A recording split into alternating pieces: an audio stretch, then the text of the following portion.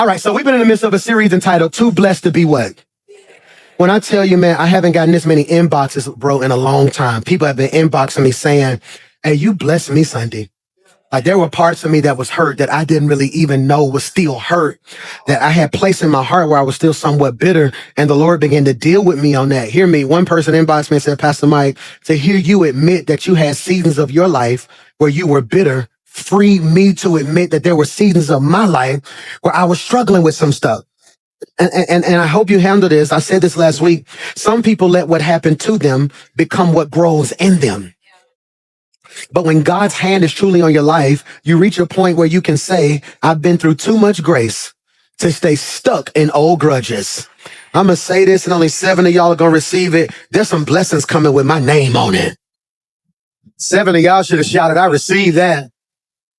I can't stay stuck. Please, if you don't put nothing in your notes, write that bold. I can't stay stuck in old conversations, stuck in what happened 7 years ago, stuck in the pain of my past, stuck in the rejection of my past, stuck in the seasons of loneliness that I endured. Hear me when I say this. God has something so special in store for you. But if we don't deal with the places of our life where we've developed bitterness, it's going to block our blessings. And as a pastor, I don't know how to be anything other than myself. I don't know how to preach in a preacher's voice. I just preach in the regular voice I talk in. I don't know how to portray myself as something that I'm not. I only know how to use transparency and be myself authentically. And as a pastor, as a man of God, as anointed as I am, as much as I love God, I am also bold enough to say I've had seasons of my life where I was bitter. Now let me free you. And I'm not talking about 20 years ago.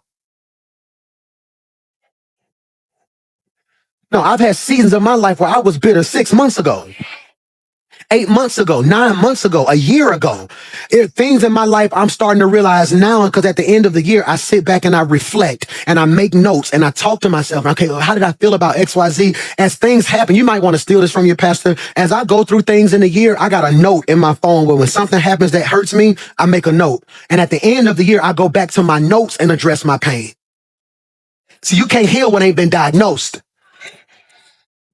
So no, literally, I've been going through my notes in my phone like, that hurt. That took something out of me. Now I can see where I got a little bit more guarded here. Why, PMJ? Hope you catch this, because bitterness is discipleship in reverse. Bitterness is discipleship in reverse. Discipleship makes you more like Christ, while bitterness makes you more like your wounds. One makes you heal, while the other makes you hide. That's critical. And what I'm telling you is you are in a season of your life where you have to heal. I'm going to say that again. You have to heal. I want you to hear me because I'm being very intentional when I say this. I'm not saying you need to heal. I am saying you have to heal. There are doors that God is opening for you in 2026 that the broken you gonna blow. You got to heal so you can be all that God has called you to be. I told you that bitterness is an infection, not an emotion. People think bitterness is a feeling. It's not. It was happened when a wound never fully heals. Bitterness is what happens when a wound never fully heals. And that's what I'm trying to get us to do. The boldness to deal with the areas of our lives that haven't fully healed. And I told you, bitterness spreads through your thoughts, settles in your identity, and starts speaking in your voice. It will cause you to sabotage relationships, misread love, and mistrust blessings. That's critical, Pastor Mike. Why is that important? Because bitterness turns self-defense into self-destruction. Michael, bitterness turns self-defense into self-destruction. No, you will think you're protecting yourself and don't realize you're hurting yourself. I got an inbox this week from a brother. He said, Pastor Mike, I sat in my room all day, man, just thinking about the stuff you preach. He said, it didn't hit me. I had 2 friends hit me and say, man, he said, I apologize to my friends because I said, hey, man, some place in my life where I had blind spots. I didn't realize I was still hurt. I was keeping people off. They said, man, we wanted to help you, but you so defensive. And every time we try to jump in and help, you get so aggressive that we didn't even know if we had a right to jump in and help. So because you're so defensive, we don't even know if we can help you. But then he's sitting at home like they don't even love me enough to help. Not realizing it was his own bitterness and his own self-defense that was blocking his blessing. I'm going to say this, only 3 of y'all going to catch it. 2 of y'all may have church with me when I say this. I got to heal because there are blessings looking for me. I'm in the wrong church. I'm going to say it again in three. Y'all going to receive that. I have to heal because there are blessings that are looking for me. I can't walk around upset. I can't walk around mad. I can't be worried about if this person going to be a snake or a liar. I can't worry about if they going to betray me or play me. God got me. I am too blessed to be walking around dealing with life by myself because I never dealt with the pieces of me that have not healed. I'm going to say this, blessings are looking for me. You ought to just speak that over your own life right there. You ought to just lay hands on your own heart and say, blessings are looking for me. No, you out here stressing out, trying to find opportunities and don't even realize when you heal, those opportunities are about to chase you down. Blessings are looking for you. And I told you that bitterness is a blessing blocker. It makes you blind. It causes you to see everything, pause, parenthetically digress, and everyone wrong. That's what bitterness does. It causes you to see everything and everyone wrong. That's why you got to heal. Because you're looking at certain people as enemies who are really a blessing and looking at people who you think are blessing who are really enemies. Bitterness got you trauma bonding with people who will never help you and running from people who will actually heal you.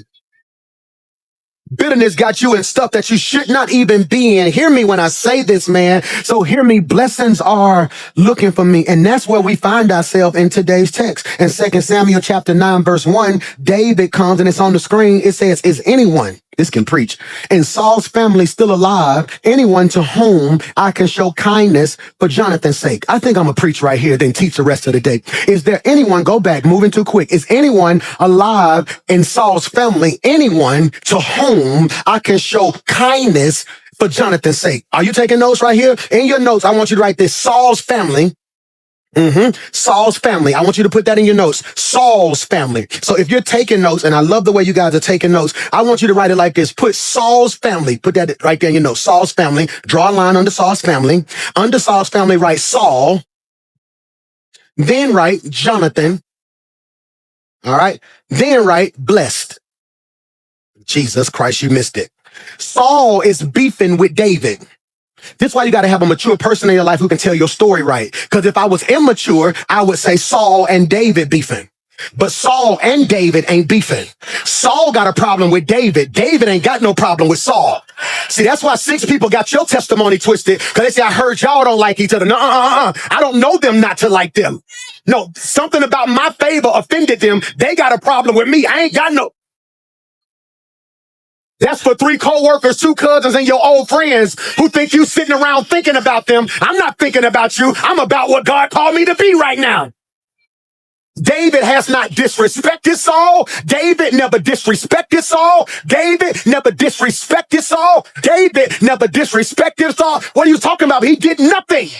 Saul's issue with David ain't because of what David did to him. It's because people started seeing David in a different light than they say Saul. They said Saul killed his thousands, but David killed his tens of thousands. Saul couldn't handle that the favor on David's life started making other people say, that boy got something that he ain't got. Please stop judging me based off of what God put on me. If I ain't did nothing to you to offend you, it's not my fault I'm favored. Get this and anoint. I need you to touch 3 people and tell them it's not my fault. I didn't decide to be favored. I didn't pick this anointing. You got better clothes than me. You got a better car than me. You make more money than me. Yet you still worried about me because the anointing on my life hit different.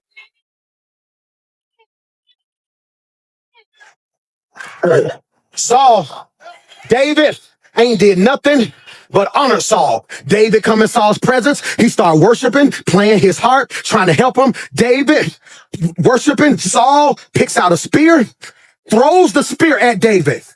It missed. You want to know why certain people frustrated with you? Because how you taking shots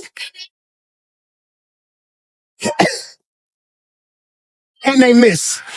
See, some of y'all spend too much time throwing shots back. No, the greatest thing you can do to somebody throwing shots at you is to live your life in a way that show them it missed. I don't know who I'm preaching to. All the super saved folks, you can sit still. But if it's some stuff that's missed you, you ought to just bust a 360 and say, it missed. Pain missed me. Hurt missed me. Your lies miss me. Your disrespect miss. Amen. David is anointed, and David ain't did nothing to nobody. David walking around like all I'm doing is loving God, loving people, and trying to make a difference. But many men, many men, wish death upon me, Lord. I don't try no more. Let's have mercy on David. Like, I ain't did nothing to none of these people. And so after a while, David had opportunities to kill Saul and didn't do it. He's like, you know what, boy, you know I could have killed you, right? No, if we was in the cave and you were asleep, I cut off a piece of your robe and showed you if I wanted to put hands on you, I could do it now. Don't mistake my meekness for weakness. I'm saved, not soft. Don't get the two mixed up now.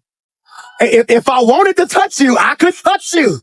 Let's be real. I know your mama, your cousin. I know your baby mama. I'm just a flip.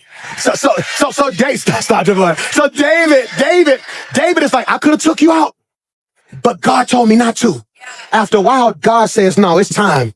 David takes everybody out. He kills Saul. He kills the whole bloodline. So the reason his brother is crippled is because during this time, when the king was killed and a new king took over, they would kill the entire bloodline so no new lineage could rise up. It's almost like somebody taking over my kingdom. They would go take out all my sons because they didn't want none of them. They wouldn't just take out Xander and Michael and Mason. They would even take out my 8-year-old because in 15 years he can come back. So the nurse hears this. She picks up the baby, takes out running to protect him. But what she do? She drop him. That's what we're going to pick up today. She drop him. And a drop is when someone you trusted the most hurt you the worst. She drop him. Now, she didn't drop him intentionally. She ain't dirty. She didn't pick him up and throw him. She dropped him. I told you last week, I want you to always view life through a different lens. She could have left him. Can I ask you a question?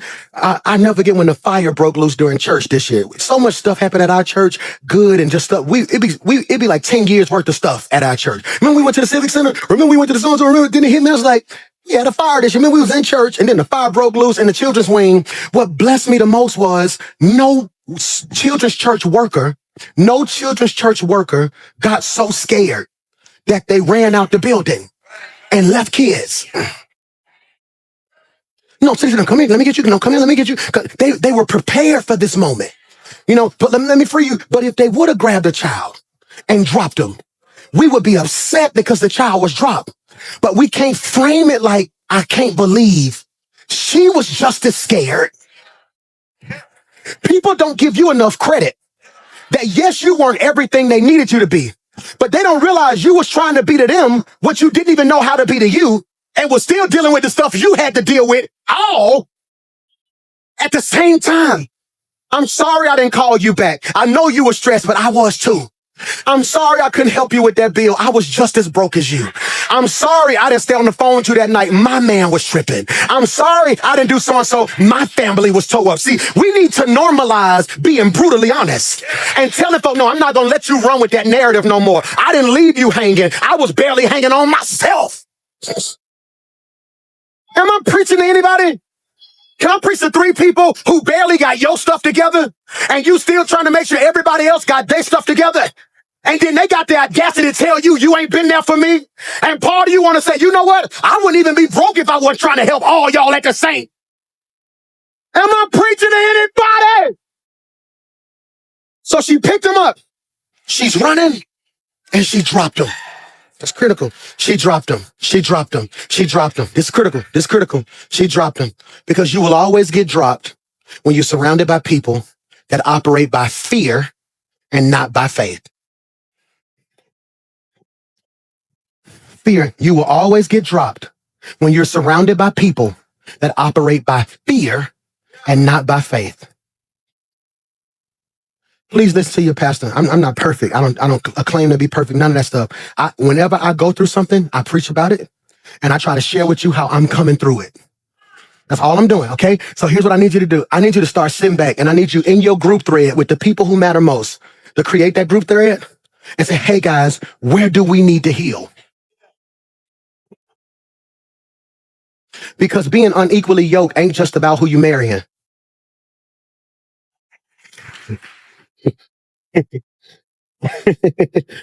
No. So let me free you, okay? Let's say y'all in a circle, and two of y'all coming to church, and two of y'all dealing with y'all bitterness, but then the other three want to address their issues. So now you in covenant with people who keep triggering you. There are certain relationships I had to loosen in my life because I started appearing abusive. Can we go there? There are certain relationships in my life, friendships, that I had to terminate because I started appearing abusive. Notice I didn't say I was abusive, but I appeared abusive. I was so hell-bent. I won't say hell-bent. I can't say that. I was so determined to be the best version of myself. And I'm one of those friends that when you tell me you want something, I'm going to see to it that you get it. I started becoming overwhelmingly aggressive. Have you did so-and-so? No, you need to get up. You need to so-and-so. Oh, you don't really want it. And they were like, no, it's like you keep attacking me. I thought I was motivating them, but it felt like attacks because they were saying they wanted something out their mouth that their actions did not match. So I had to come to realizations. I don't think we can be in covenant no more. Because at this point in my life, we are unequally yoked. I'm trying to get better. You don't mind being bitter. Either I'm going to drag you to better or you're going to drag me to bitter. And because of the way my heart's set up, I'm not going to drag you to better because a part of me has survivor's remorse where whenever God does something good in my life, I try my best to dummy it down so we all can feel like he did it for us. When in actuality, he just did it for me. So then I end up becoming bitter, not at what happened in my past. I am now bitter with myself because I don't like the version of myself that does not know how to release people. So now you happy that you got your friend back. I'm miserable, but I'm not who I'm. Y'all don't want to have church with me. And what I'm telling you is, it's hard for you to be better in the company of bitter. Oh my God, that was good. Put this in your notes. Leslie, put this in the notes. Better, Better. I love how you making sure she take notes right there. That's next level right there. Don't put that in notes right there. We're going to look at that when we get to the crib. I like that, bro. That's leadership right there, girl. So I want you to put better, Better. Under better, right? Bitter, Bitter. What's the difference between better and bitter?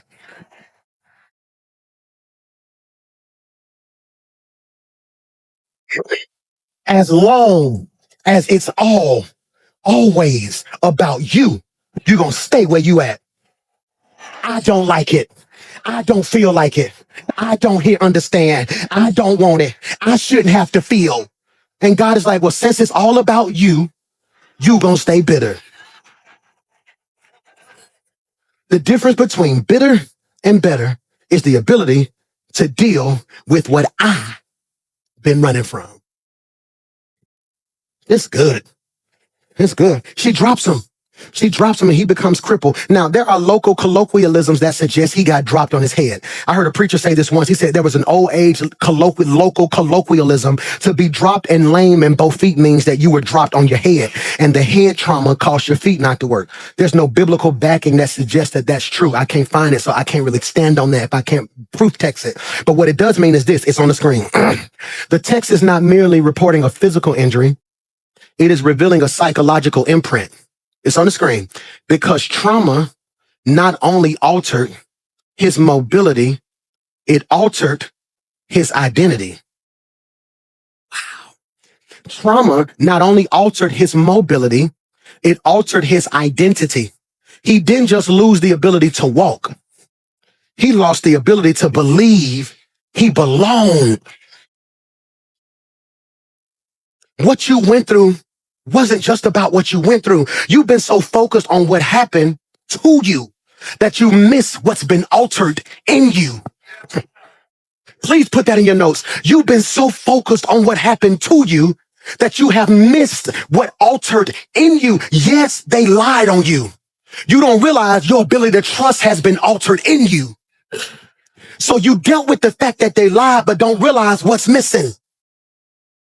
I never forget when my house got broken. I was living on the east side and our church started blowing up. And so we had 6, 7 services every Sunday. So they knew where I was going to be. And every Sunday at 12:30, my deacons would walk in church and they would wave at me in church. I would in church and they would break in my house at the 12:30 service every week. Just break in. And it's like they would break in the garage, take something out of the garage, break in the garage, boom, take. Then once they realized that my alarm was just there for decoration, I wasn't paying that alarm bill. Who else ain't paid your alarm bill? Anybody? It go off, ain't nobody coming in Jesus' name. It's like, I was just I thought that would be enough. Evidently, they broke in and it went off and they went in the bushes. And like an hour later, didn't nobody show up. Then they just ended up cooking, just taking their time. They would go upstairs. I ain't care. They just take stuff out the garage and boom. They got in the den, took some stuff, boom. It didn't break me till they took my PlayStation. Oh, we had to call the police then. There's somebody going to jail. Somebody going to jail now. And I never forget, this is critical. I need you to catch this. They had broke in so many times that we didn't realize what they stole till we went and looked for it. I know one day my wife was like, have you seen my earrings, the ones we got? I was like, so what you talking about? She's like, and we both looked and said, they got your earrings. That wasn't on the police report though, because we could tell the TV was missing. I could tell the PlayStation was missing. I could tell the lawnmower was missing. But there were certain things that we didn't know were missing until we went for it. You so busy on what you survived, you don't even realize what's missing till you reach for it. The reason you snap so quick now is that you don't realize, yeah, you made it through that trauma, but your peace been gone. So when you go to pull on your peace to keep your mind, now ain't no peace there and you losing it because yes, you made it through. You don't know what didn't. This brother, this is critical. He put it back on the screen. I want them to see this because trauma not only altered his mobility, Michael, it altered his identity. He didn't just lose the ability to walk. He lost the ability to believe he belonged.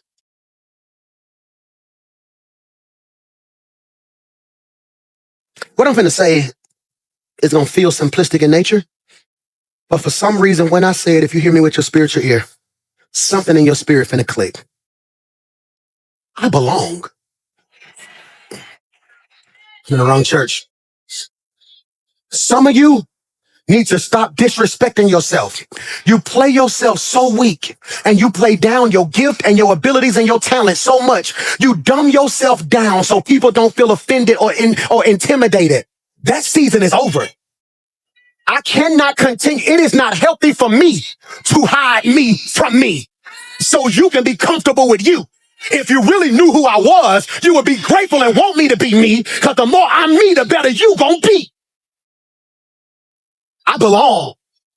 Hear me. I got invited to this meeting. I got invited to this meeting at a country club about 3 weeks ago, right? At a country club, and I was excited to go there because I love relationships. Now, I want my entire 40s to be marked by relationships, okay? I want my 40s, from 40 to 50, I want 10 to 12 relationships that at any moment can change anybody's life. That's my goal. I want a relationship with somebody so powerful that if your child got in trouble and that's a good kid, and we know he was just with the wrong people, I can make one call. Hey, so this is a good kid. Pastor Mike on your word. I want relationships. See, I don't need the money. If God sent me that's cool. I want the relationships. I want you to be like, Pastor Mike, they're finna take something. Give me hey, man, what's going on, man? Hey, I just talked to the president of the bank. He said, don't worry about it. Yeah, I want relationships. So I got this meet and I'm excited to be there and we get there. But y'all know me. I'm not putting on clothes for nobody really. So when I get there, the man gonna ask me like, hey, can we help you? And yes, can we help you is the right question. But it was the spirit behind the can we help? It was the, can we help you? It wasn't a, hey, can we help you? No, it was more of a, can we help you? He made me look at me like, I was like, no, I'm good. We good. Are you here to meet somebody? I said, yeah, yeah. He was like, all right, cool. Have you down with us before? I was like, no. Like, so cool. So who you here? I said, why are you asking me all these questions? He's like, sir, we're just trying to see. Then my friend walked up. Hey, Michael, how's it going? He gave me the good handshake. The other guy gave me the good handshake. He's like, okay, we're just going to get you guys seated. And I said, no, he was treating me because of what I had on, like I ain't belong. This ain't trying to be funny. He's like, well, everybody here normally has the khaki pants, white shirt, blue blazer. I said, well, I got on a jogging suit. Don't think I don't belong because I don't look like you. See, some of you finna be really hard to deal with Because you've allowed people to keep you out of places you should be in because you didn't think you belonged. Well, I don't really come from a family like that. Well, I ain't really got the money to know. Who asked you that? I never forget in the Bible when Jesus rose up on a brother who was lame, he said, do you wish, Michael, to be made whole? Do you wish, Michael, to be made whole? He said, no, I'm asking you one question. Do you want it or do you not? And I'm going to separate the real from the fake right here because I am done walking in rooms like I'm grateful to be there. I belong in this room. Why should I have to walk in here smiling like I'm grateful? You don't know the work I put in. You don't know the sacrifice I put in. And you don't know who my God is. I need you to touch 5 people and tell them I belong. I belong. I belong at big tables. I belong in neighborhoods with gates. I belong at certain banks with certain amounts. I belong on certain levels. God did not bring me this far just to bring me this far. I am the righteousness of God. I belong.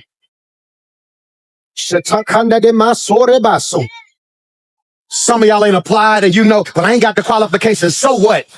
The worst they can do is not call you back. When you get home, fill it out, press send like you belong. When you leave here today, go through some of these neighborhoods and just ride around and see what your future neighbors look like because you belong. The dealership closed anyway. Just pull up at the dealership today, go up under the thing and just walk around and touch it and say, I belong in this right here. You ought to just tell your neighbor right now, you are too blessed. You are too gifted. You are too favored. You are too anointed. You are too kind. You are too respectful. You are too blessed to be bitter. I belong.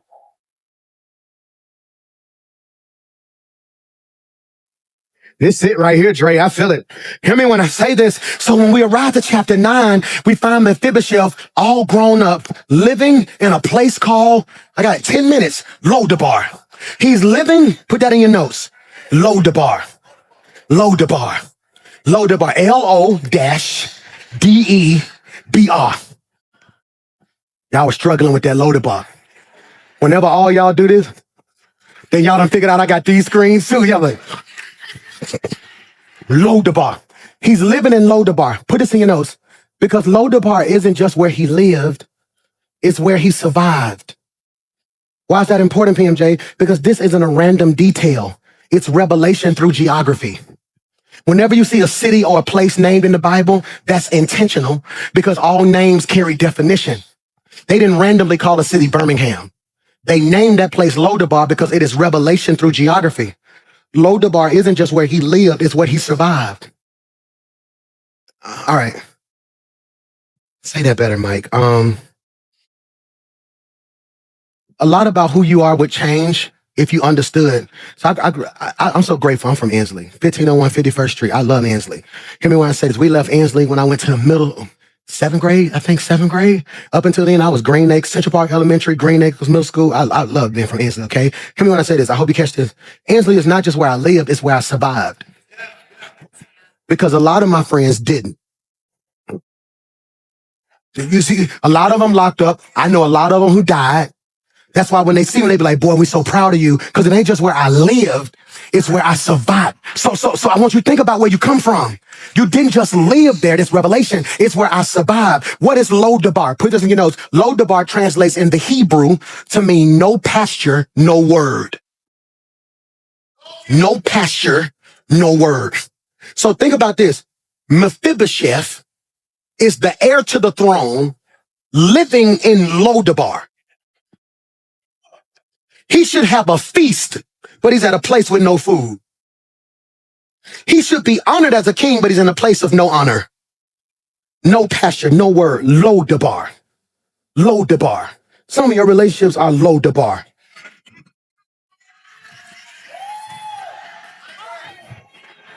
Put this in your notes. Put this in your notes. Andre gave me this note in the back. He made a joke, and I'm finna turn it into a message, okay? All my singles. I end up in relationships that are Lodabar when the bar low.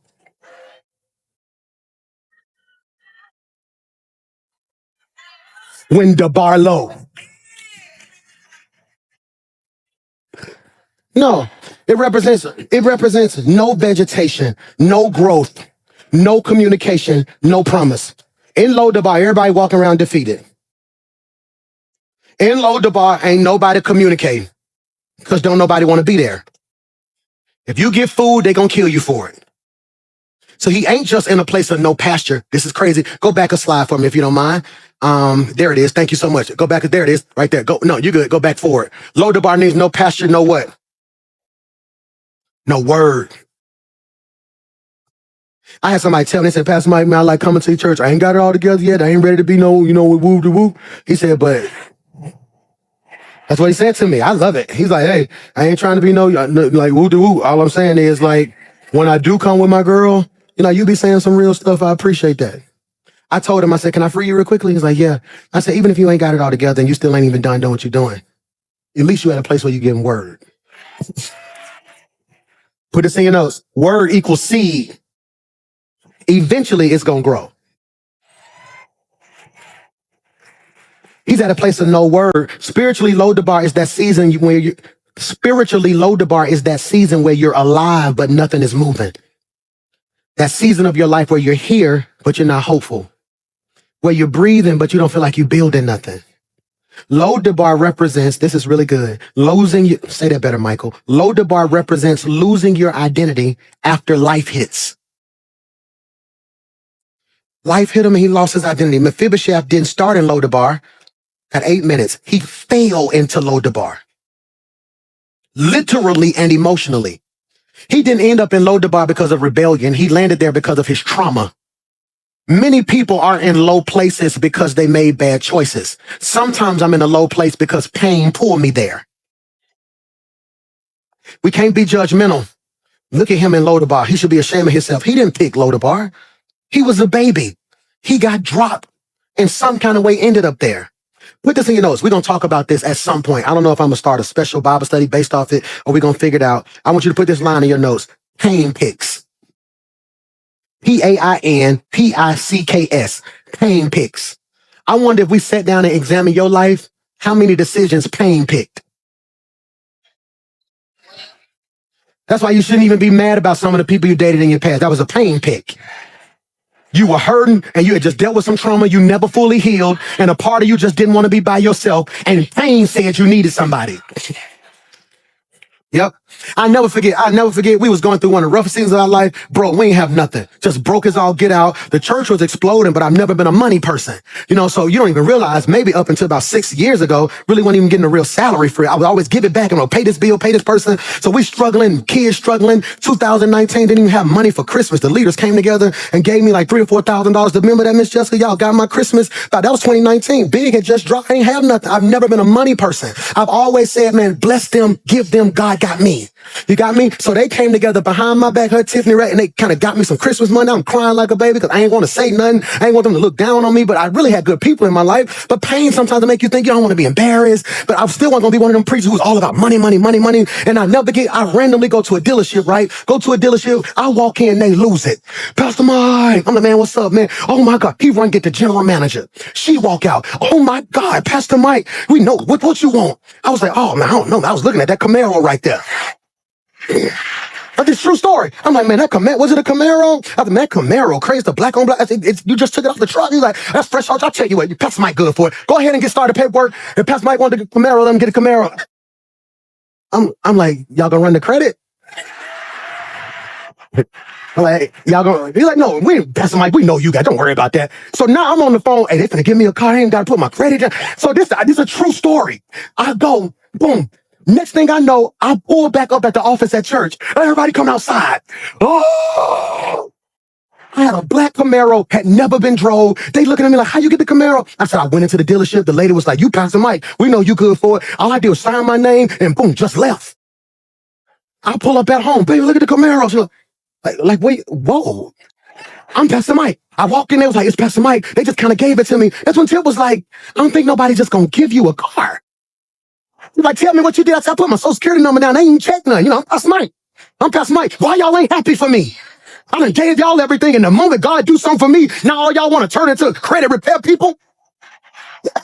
Who get mad and your pain start talking? Yeah, he crazy, but he my crazy. Why y'all can't be happy for me? So all of a sudden, I'm telling my wife, you need to be happy. God opening doors. We ain't got none. Yada, yada, yada. Then all of a sudden, a bill came. That note was like 1,200, 1,300 a month. It was like the worst interest ever. I'm sitting there, I'm like, ooh. So I'm calling, hey man, we're gonna have to bring this back. Like they're like, you can't just bring it back. It's been longer than 30 days. You can't just bring it back. So now this 888 number calling me. Who know what that 888 number is? Anybody know that 888 number? Come on, be honest with me now. So now 888 calling my phone. I ain't never had an 888 number. I'm like, hey, hello, is this Michael McCoy? Yeah, this is Michael. Pastor Michael, how you doing? Yeah, we want to call you in regards to that black Camaro that you have. No, so now here it is. Now I'm having to put the car at somebody's house. That car is kicking my... Did y'all miss the part of the sermon where I said from Inslee? I know what to do now. I know it. Don't let Valley Dale fool you. I know what to do now. So now I done put the car at my mama's house. I'm trying to do X, Y, Z. We trying to figure it out. I think I end up selling the car. So like, but hear me when I say this. That car kicked my butt. And you wanna know what I realize now at 40? Pain picked it. I ain't have nothing. So part of me wanted to at least look. I had started listening to people say, oh, you Pastor Mike. Oh, you Pastor Mike. So I started feeling like I needed something that made me look and feel like Pastor Mike. Till the bill came. I don't want to be him no more. Who don't want to be grown no more? Throw your hand up. I'd gladly go back to my mama's house right now. Why is that important, Pastor Mike? Put this in your notes. Because the enemy loves to convince gifted people that a traumatic chapter should define their whole story. That's what he wants you to do. He wants your pain to pick. He wants to convince you that this chapter of your life defines the whole story of your life. That's critical, wounded and all. So look at this happen. I'm gonna fast forward. We go to verse 1. So one day David asked, is anybody left? Is anybody left? They said, we got Mephibosheth, but he's crippled in both feet. He's crippled, this can preach, but he's called. He's crippled, but he's called. He's crippled, but destiny waiting on him. It's critical now. And sometimes being blessed requires you to win with what you got left. His legs don't work, his feet don't work, but he's anointed. He's gifted. He's favored. He's blessed. This is critical now. And look what he tells them in verse 5. So David sent for him and brought him from Machir's home. That I'm finna run. He brought him from Machir. I tell you what, Karan, Grizz, grab T. T gonna be Mephibosheth, okay? Mephibosheth feet don't work. Do me a favor. Go. I need you to bring him. Y'all miss y'all shout. I didn't send for him. Because if I would have sent for him, I don't know how long it would have took for him to get there. But he said, no, the same folk who was responsible for your trauma don't have to be responsible for your come up. That's why the same folk who laughed at you in one season gonna have to watch you be blessed in another season. With scripture on it, he prepares a table before me in the presence of my enemies. And he says, now watch this. He says, so I need y'all to bring him to me, but you got to be careful. Do you got a good grip on him? Do you got a good grip on him? Because hear me, you got to make sure the people in your life are strong enough to carry you in seasons where you ain't got enough strength to carry yourself. I'm not preaching to everybody. Can I preach to three of y'all who's always been the strong one, but you had a season in your life where you didn't have the strength to be strong no more? And a part of you was looking like, why won't none of y'all carry me like I carried you? But God said, I'm putting people in your life this year who's going to be strong enough to carry you through the roughest seasons of your life. I'm not weak. Let me free you. To whom it may concern, they're not weak. They are not lazy. They are not selfless. They're just in a season where they don't have the strength to carry themselves. He's crippled where? Not in his legs. He's crippled in his feet. If it was his legs, the Bible would have said it. No, it said he's crippled. When it talked about being pierced in his side, they named a body part.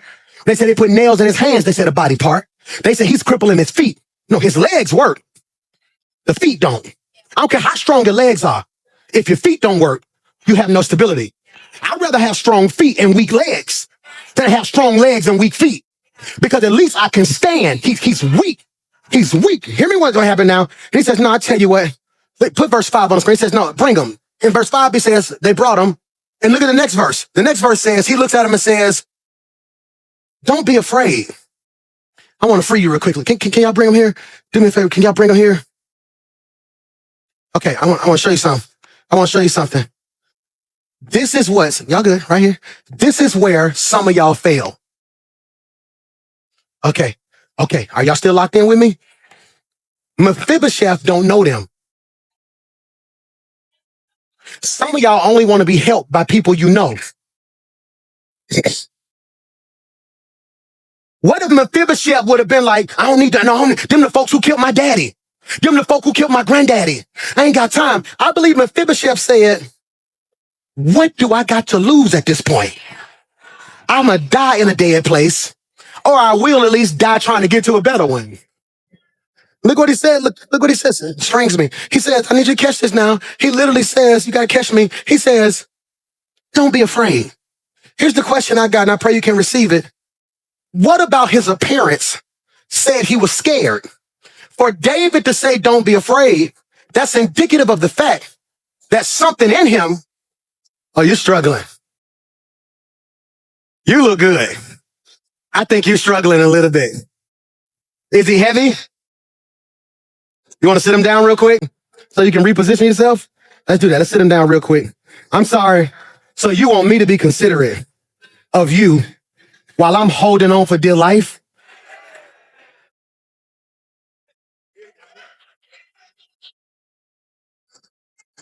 You said you got me, right?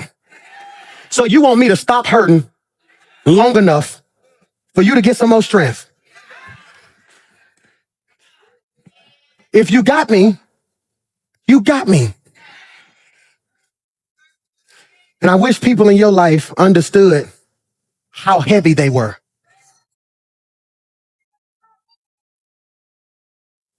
I'm going to say that again. They're carrying him. I wish the people in your life understood how heavy they were. Young people, I know you think your parents, my mama don't do X, Y, Z. You don't know how heavy you are. You don't know how much weight it takes to work a job, pay bills, keep you fresh while you talk crazy. You don't know how heavy it is trying to be to you what nobody was to me. I'm trying to be the best big brother to you that I know to be to you. You don't understand how much it took. Nobody was what I'm being to you. It's heavy. People tell me all the time, I wish I could do what you're doing, PMJ. They don't realize it's heavy.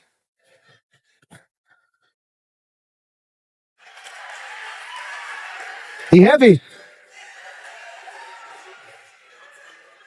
Can I ask you a question? Are you at least helping him with your weight? Is he holding on? See, because even though people are carrying you, you can do your part too. Yes, I'm a weight, but I don't have to be dead weight. Michael! Scripture. David said, watch this, let's go home. For I will surely show kindness for your father, Jonathan. Look what he says. I will restore all the land and you can eat. I tell you what, sit him at the table, at my table. We finna have church by ourselves right here.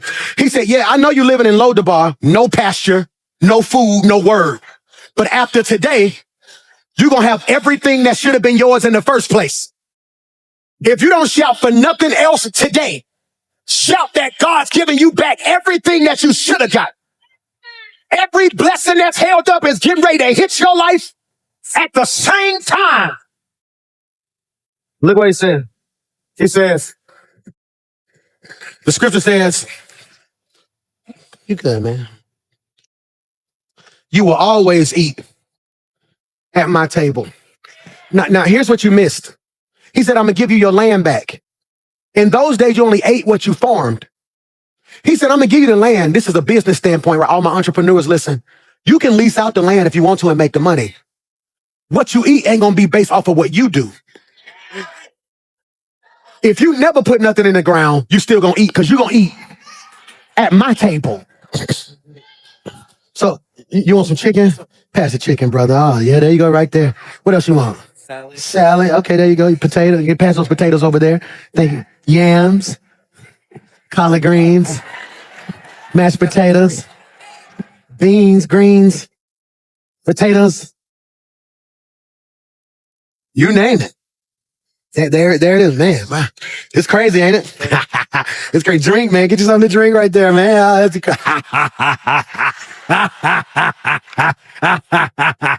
I ask you a question? Does his legs work? Do my feet work? Does his feet work? How you know? The only people who know his feet don't work are the people from his past. When people in his new season walk up to him, they not gonna see his feet. They gonna see where he's seated. And God told me to tell you gotta heal, because the people you about to meet not gonna see you for who you used to be. They gonna see you for who you are about to be. Am I preaching to anybody? So hear me. You ain't gotta walk around down. I'm at the table. I'm at the table. Every entrepreneur should have heard me when I say that. You don't know who bringing what to the table. You just know we all at the table. We all at the table. I decree and declare, stop introducing yourself based off of your old hurt. Stop telling new people what you went through 7 years ago. They weren't there and you don't look like it anyway. When they see you, you just need to walk in what God's getting ready to call you to be. All things are passed away, and behold, all things are made.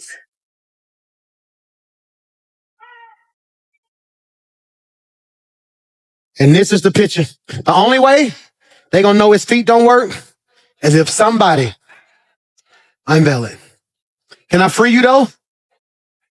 Bro, even if somebody new saw him being carried and wanted to disrespect him, they wouldn't. Because an assault on the king's friends is an assault on him. So back in the day, if you looked at a guard, one of the king's guard, and you pushed him, you got put to death. Because if you touch my people, that means you'll touch me. Watch this. So now, even the people who would have treated him bad for his deficiency got to treat him better because of the proximity he has to the anointing. And hear me when I say this. I know you've been through a lot. And I want to say that you got a right to be bitter about some stuff. I check myself daily. Daily. But you know what? I'm at the table. And I'm telling you, you're at the table. And what God is doing in your life, I want you to put this in your phone. And I'm sending you home on this. The blessing isn't random, it's positional. God places you where favor can find you. So if you're going to live blessed and not bitter, it's 3 things we have to do. Number 1, release who dropped you. You got to release who dropped you. Why, PMJ? We often feel like we're owed an apology, an explanation, or acknowledgement. But the truth is you can't be blessed and bitter at the same time. I know some of you are saying, baby girl, but they're going to apologize to me. They don't have to. I just want to know why. No, that's a trap. They need to at least acknowledge for what? Forgiveness is not saying that they were right. It's saying that their actions will no longer control my life. I've forgiven people and not spoke to them. I don't even need a conversation with you to forgive you. Number 2, receive where God has placed you. You are not in Lodabar anymore. Your environment is shifting. Your identity is shifting. And your language is shifting. Act like it. I don't carry myself like that no more. I blocked one of the biggest blessings in my life about 9 years ago. Just talking wrong. We were so young, and I can remember, man, we was meeting millionaires after millionaires. God was putting us in rooms where it was people who could write one check and change your whole life. Your whole life. Your whole life. I can tell you story after story of me explaining to them, well, I'm not really about money, so we don't really have the money we need. And, getting finance ain't really, and I never get the man was like, I ain't heard this many can'ts in my life.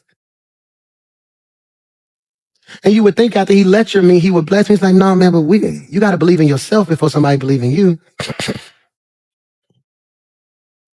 My family didn't really have a home at one point. It was all over the place. And we had met this family who had this multi-million-dollar house. And I'm crazy. When I tell you I'm crazy, I walked up to the family. I want you to give me this house. I said, you're going to hold a mortgage for me. We're going to figure this thing out. And they said, you know what? We're finna pray about it because we own houses all over I'm like, oh my God. And they went and checked my website. And on my website, I was like, we gonna have no debt. We're going to do X, Y, Z, and X, Y, Z. But I never updated the website for like 3 years. So it's like, we don't want to go against your vision. We really believe in structure and order. And I couldn't even tell them, like, What it said was that you don't believe in your vision enough to keep your vision up to date. You're carrying yourself like you're in Lodabar.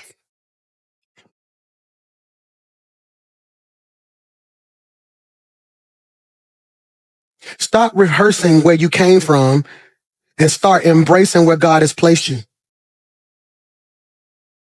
In a song. Stop rehearsing where you came from and start embracing where God has placed you. That's critical. It's critical. Why? Because you're too blessed to be bitter. Number 3, return to the table. Being blessed means choosing restoration over retaliation. Ooh. Healing over hostility. Wholeness over revenge. You belong at the table, not in the memory of what hurt you. Your seed is not based on your condition. Your seed is based on your covenant. Let me end with this note. The drop may have changed how you walk, but the blessing is about to change where you sit.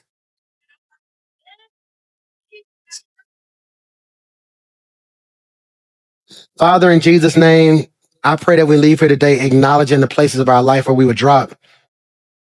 God, I pray that we don't leave here acknowledging the place. I pray that we don't leave here acknowledging the places we were dropped and then feeling sorry about them. But God, something in us to say, you know what? Where God has taken me, I'm free from that. I pray that we don't leave here dwelling on it, but we leave here rejoicing. Like, God, you allowed me to survive that. And I thank you for every mountain you brought me over and every valley that you took me through. God, we give you all the honor, glory, and praise in Jesus' name. And everybody said,